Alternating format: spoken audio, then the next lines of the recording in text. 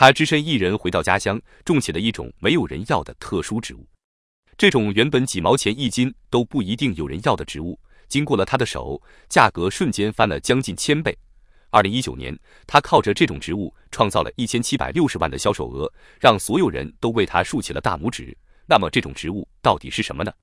本期的子牙同去新农人观察，就带你一起认识一下这位在大山里头大胆创业的小伙子邹辉。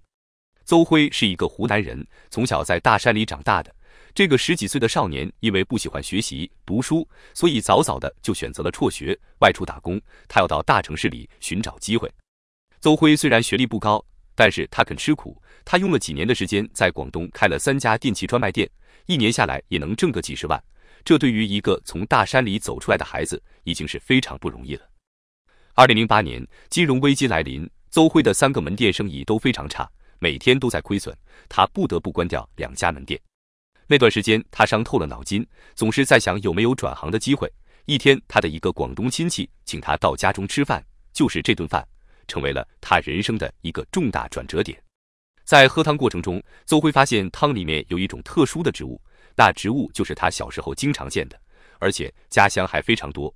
经过一番盘问，这种植物竟然在广东可以卖到500块一斤，邹辉顿时惊讶不已。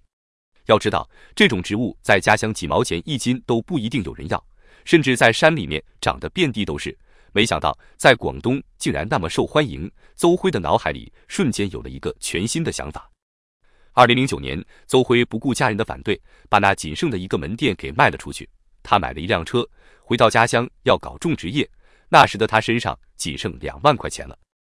而他所要种的这种植物叫做黄精，一般从种子到收获要有个7、8年的时间。而这种植物虽然说有着不错的营养价值，但是却不能够直接食用。来试一下，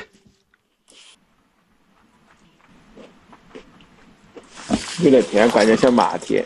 是的，你嚼一下，嚼一下，有点涩味，不好吃。这个鲜切的是不能吃的。而且要想高价卖到外地，只有先把成熟的黄精全部加工处理好才行。邹辉从广东回到家乡后就深知这一点。一回到家乡，他就开始每天扎在山中，不知疲倦地挖着黄精。半年的时间，邹辉加工好了大概4000斤的黄精。可是很快他就遇到了一个全新的问题。这个问题是什么呢？当时恰逢电商平台兴起，邹辉趁势开了一家网店。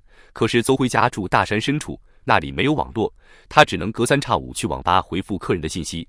就是因为他没有及时回复顾客，导致顾客不能及时了解产品，所以他的网店并没有预想的那么顺利。隔2天就到网吧去弄一下，是觉得这样子做这个事情肯定是不好的，没什么出路，就感觉前面这个希望好像又破灭了，压在手上搞不掉了，那就很麻烦。有一天，他想到了一个办法，他决定办一张移动网卡，顺便他又买了一台2手电脑。就这样，他的创业之旅再次开始了。当时在办卡的时候都测试的好好的，可他一回到家发现根本就没有网络。他每天都搬着电脑到处寻找信号，有时候只有坐到山顶上才有那么一点点信号。终于在他的不懈努力下，网店有了些许起色。